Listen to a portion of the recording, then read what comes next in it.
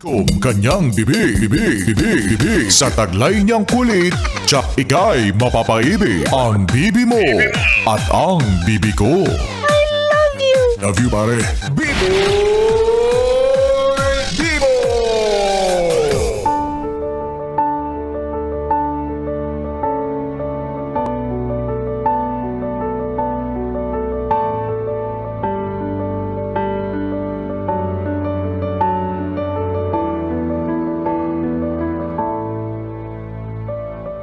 Yes, friend, ako'y nagbabalik, DJ B-Boy Bibo, para sa ating tuloy-tuloy na BB Time tungkol sa usaping pagiging prangka.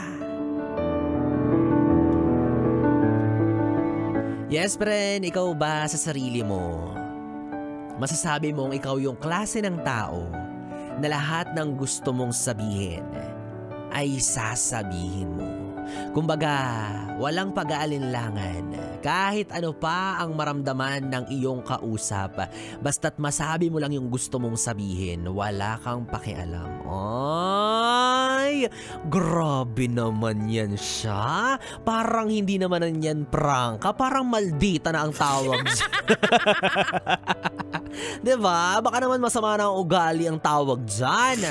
Oh, diba? Baka naman kasi ginagamit mo lang yung terminology na prangka para magbait-baitan ka na kunyari honest ka lang talaga, pero ang totoo, maldita ka na, mapanghusga ka pa. Wow. Coming from me, parang ako tuloy nagmukhang prangka na maldito, no?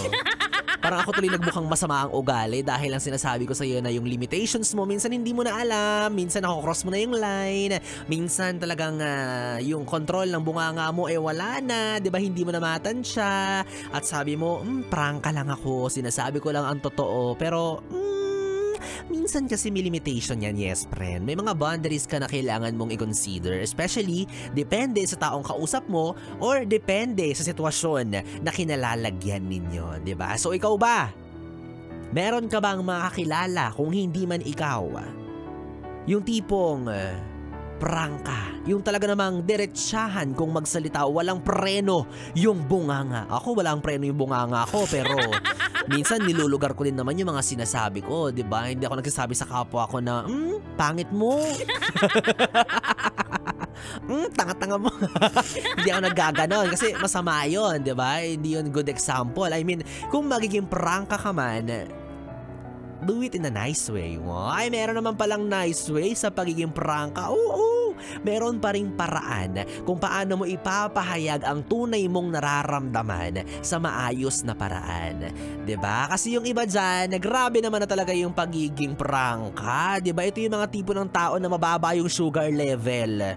Oo, kasi kinapos sila sa pag-sugar coat. Oh, 'di ba? Walang sweetness sa pagsasalita, walang kalambing-lambing. Kung bumunga nga talaga namang ratsada. Oo, talagang sasabihin harap-harapan sa pagmumukha mo yung nararamdaman nila kasi hodang masaktan ka. Oh, well, in fact, mga yes friend, sa totoo naman, wala naman talagang problema sa pagiging prangka, 'di ba? In fact, yun yung sinasabi sa atin, let's be honest with our feelings, 'di ba? Let's be honest with the people around us. Pero, again, kagaya na sinabi ko kanina, may limitations yan. Lalo na kapag alam mong makakasakit ka. Gawin mo siya sa maayos na paraan, sa mainahon na pananalita, 'di ba? Kasi may mga bagay na kahit totoo, hindi na kailangan pang sabihin. May mga bagay na obvious na at hindi mo na kailangang ipamukha pa. 'Di ba? Kasi may mga bagay na mas mabuti nang hindi natin alam para hindi maapektuhan yung ating nararamdaman, para hindi bumigat yung loob natin. Okay, sabihin na natin na, ay, ang pangit ng gupit niya. Ang pangit nung bangs niya pinalagay niya. Oo, sabihin na nating pangit nga talaga. Pero kapag sinabi mo ba yun, magbabago yung bangs niya? Hahaba ba ulit yun? Magbabago ba yung forma? I don't think so. Hindi ganun yun. Hindi magbabago yun. At malay mo, yung pala yung gusto niya, yung pala yung trip niya, tapos binabasag mo. Kumbaga, nakakaapekto yung bawat salita mo, yung bawat binibigkas mo sa taong kausap mo sa kumpiyansa niya, sa sarili niya. Malaking factor yun. Again, may mga bagay na mas mabuti nang hindi sinasabi. But then again, kung gusto mo talagang sabihin, meron niyang mabuti at maayos na paraan. O halimbawa, meron kang kakilala, hindi naman siya kagandahan, wag mo nang ipangalandakan. For sure naman, alam niya na yan. Diba? Marami rin niyang kaibigan, hindi lang ikaw. Alam niya na simulat sa pool, na kapag magkakasama sila, talagang siya yung hindi pinapansin, siya yung chichipwera, kasi nga alam niyang hindi siya maganda. Wag mo nang ipamukha pa, kasi pag yan nag-glow up, nga ka. Inggit ka pa, diba? O kaya hayaan mo lang siya. Aware siya dyan. Ha? Yung iba kasi kung makapagsalita, akala mo machine gun yung bunganga, di ba? Akala mo, ang perfect. Oo, walang kapintasan, walang makitang mali. Talaga namang lahat perfect tungkol sa kanya. Tapos kapag siya ang sinabihan mo ng totoo, kapag siya ang sinabihan mo ng katotohanan about sa kanya, ay, na-offend siya. Na para bang hindi siya ganun magsalita, di ba? Yung iba yung tabas ng bibig niyang matabil. May kasama pang gigil na talagang ipapamukha sa iyo na ang pangit mo! Hindi ka maganda! Prangka pa ba yun o laitera ka na? Alam mo yun, hindi naman sa pag-i-stereotype, pero sa kung mapapansin natin, sa observation ko lang naman ito, opinion ko to, nagpapaka-prangka lang ako. Usually yung mga ganyang klase ng tao, kung mapapansin nyo, sila yung mga maninipis yung labi, pula yung lipstick, o hindi kaya maroon, tapos manipis din yung kilay. Naka-leggings, yan. Ganyan yung mga klase ng taong prangka, tapos nakapayong, tapos yung buhok brown na may uban-uban na, ganon. Sila yung mga nakakatakot ka usap minsan, kasi minsan yung kahit okay ka naman, yung alam mo naman yung mga kapintasan mo sa sarili mo, hindi naman kaya yung mga pagkakamali mo, talagang i-bring up pa nila, ipapamukha pa talaga sa'yo diba? So bottom line mga yes friend, walang bayad ang pagiging mabuti sa kapwa. Wala rin namang bayad ang pagiging masama. Parehas yung libreng ginagawa, pero kung ako sa'yo, piliin mo na lang yung pagiging mabuti mo. Kahit pa sa larangan lang yan ng pananalita. Kasi malaki yung impact niyan sa taong kaharap mo, sa taong kausap mo. It costs nothing to be kind, to be nice. Example, isang araw paggising mo, makakasalubong mo yung kapitbahay mo. Tapos may kita mong bago siyang gising, gulo-gulo yung buhok, pantulog yung suot. Imbes na yun yung pansinin mo, sabihin mo na lang sa kanya na, wow, grabe naman yan. Woke up like that? Woke up like that, friend? Ganyan ka na talaga, friend. Diba? Sabi mo, wow, grabe naman ang freshness mo. Grabe naman yung itsura mo. Kahit bagong gising ka, ang ganda-ganda mo. O diba? Yun yung pansinin mo.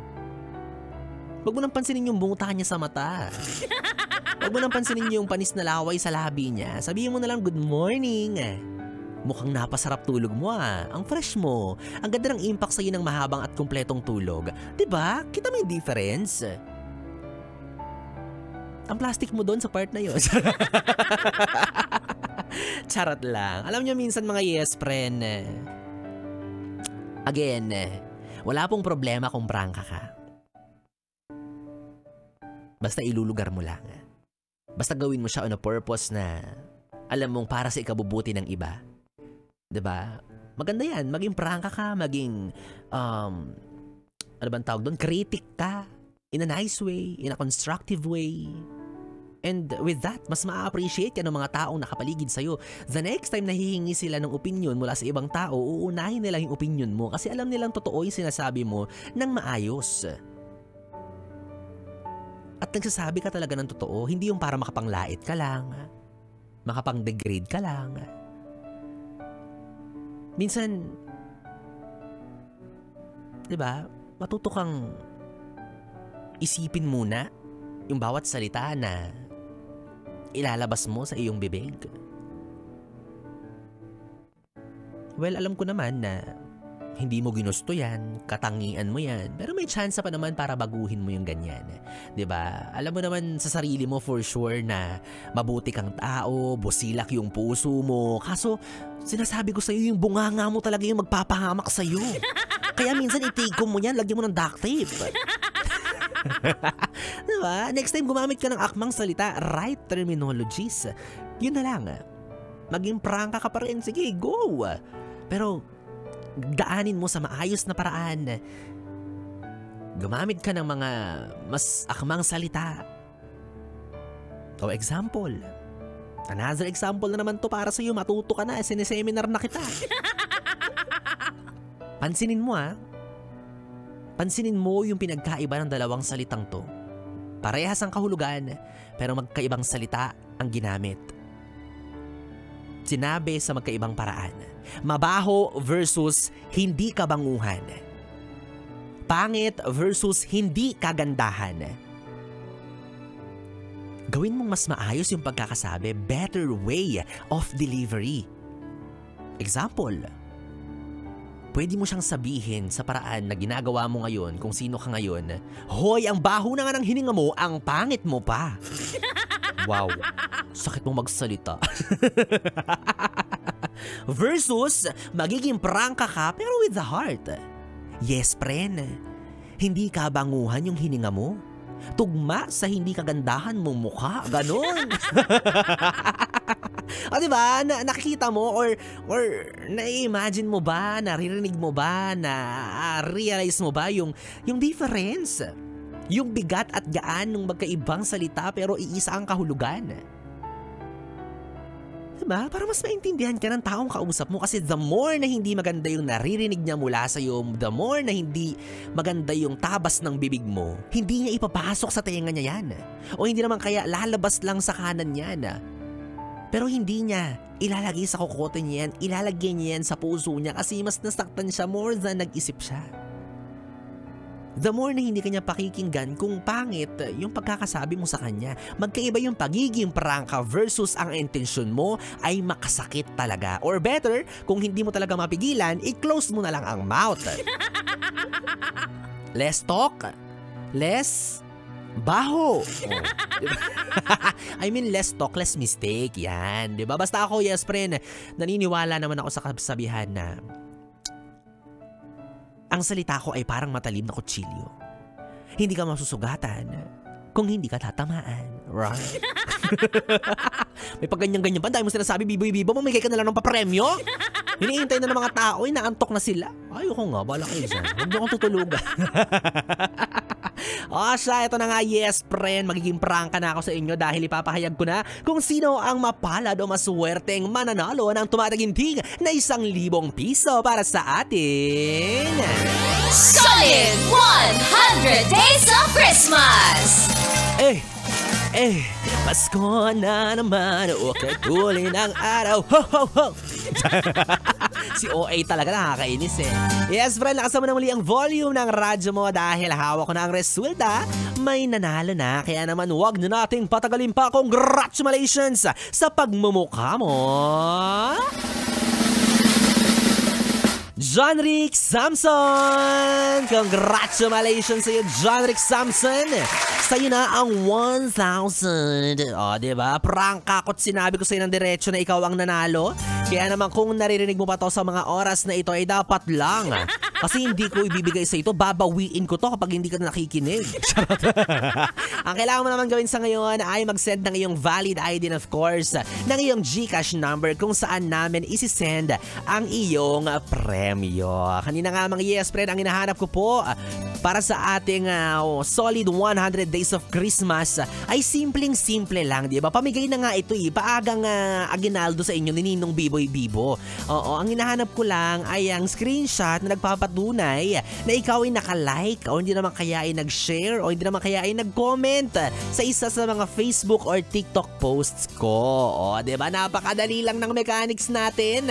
Kaya naman matik si Kuya John Rick Samson na ang nanalo. Ikaw yes friend, kung nag-send ka rin ng ng iyong entry at hindi ka pinalad sa araw na ito, huwag kang mag-alala dahil marami ka pang tsansa dahil meron pa tayong 85 days para sa pagkakataon mong manalo ng 1,000 piso para sa ating solid 100 days of Christmas. Kaya naman again, yes friend, yan ang handog ko sa inyong 1,000 piso, ang handog sa inyo ni Ninong B-Boy Bibo. Pabeso? Beso pa ba yun? Kaya naman yes friend, abangan mo pa kung sinong ang susunod na DJ ang magbibigay sa iyo ng pagkakataong manalo para sa ating Solid 100 Days of Christmas! O siya, alam ko na ang dami kong dada. Wala rin kontrol ang aking bunganga. Pasensya na. Nakalimutan kong, oo nga pala, hanggang alas 12 lang ako. Sayang naman. Mamimiss ko kayo, Eme. Yes, friend, 3 oras na BB time ang ating pinagsamahan. Nakapiling niyo po ang DJ na mabilis bumayo. Ang alin? Ang bila sa mikropono. Ako po si DJ B-Boy. B-Boy, Bibo. Magkasama't magkarinigan tayong muli bukas sa parehong oras. Dito lang sa 101.1 Yes FM Solid. Good night, BB.